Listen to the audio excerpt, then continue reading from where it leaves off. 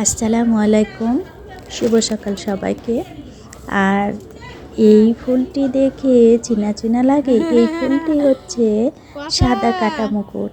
আমার কাছে কয়েক রকমের কাটা মুকুটের গাছ আছে, আর এটি একটি ব্যতিক্রম। আমি এর আগে অত ভালো করে দেখিনি। আর এটা হচ্ছে বাটিকের মতো, এই যে সেট সাদা আর তার ভিতরে লাল কালারের।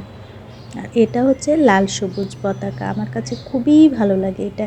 আমার ক্যামেরায় হয়তো ঠিক আসছে না, কিন্তু একেবারে সবুজ আর গাঢ় লাল।